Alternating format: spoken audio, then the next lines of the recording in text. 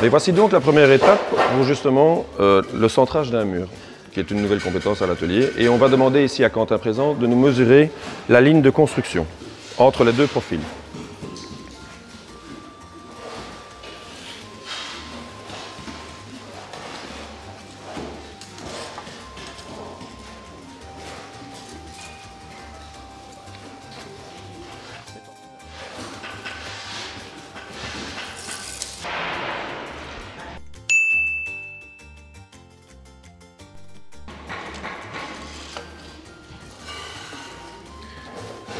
Voilà, nous pouvons visualiser que nous approchons exactement plus ou moins les 3 mètres et donc 300 cm. Tu veux bien le noter sur le profil? Première étape terminée. Voici donc la deuxième étape justement pour la réalisation du mur. Nous allons travailler maintenant avec l'exercice numéro 4 qui est ici affiché sur le profil. Quentin, veux-tu bien me répondre à quelques petites questions? Tout d'abord, comment allons-nous centrer ce mur? Nous allons d'abord commencer par le premier tas. Par le premier tas. Et qu'est-ce que nous pouvons compter sur le premier tas? Il a 10 boutisses. 10 boutisses.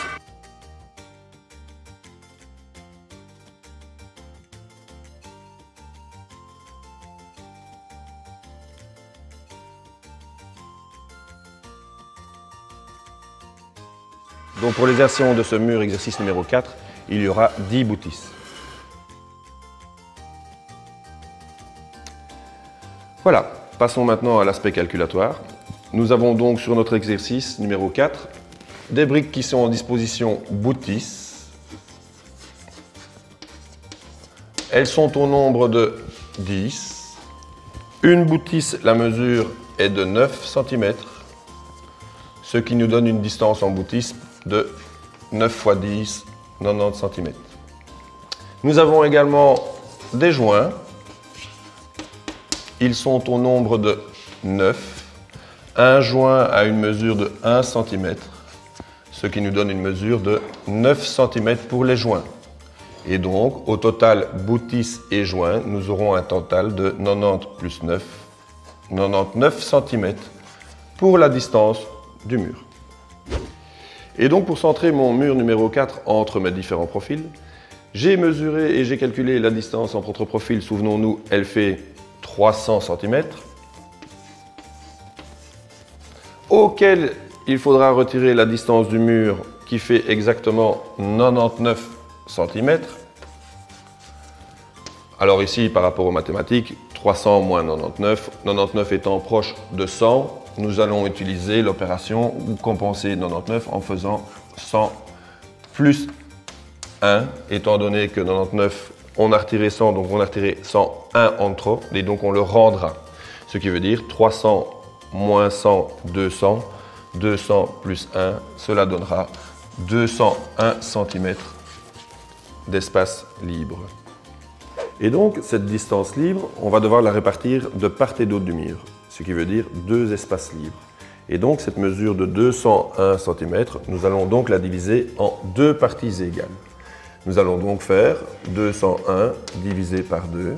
On va décomposer ce nombre 201 en 200 divisé par 2 et en 1 divisé par 2. Ce 200 divisé par 2 va nous donner 100.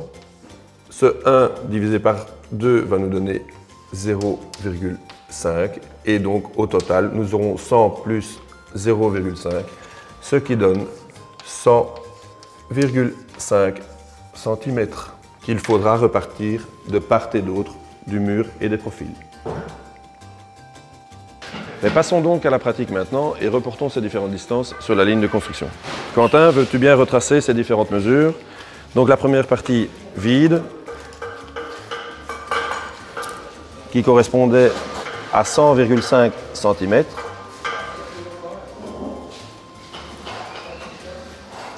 Ensuite, nous reportons la distance du mur.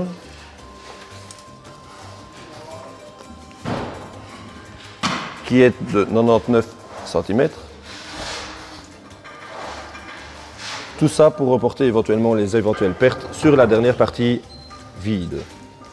Et nous pouvons constater que notre dernière partie vide, elle est de 100,3,4 cm, ce qui correspond à notre deuxième partie libre. Et donc pour terminer cet exercice numéro 4, nous allons demander maintenant à Quentin de compasser cette ligne de construction, les 10 briques en bout de 10.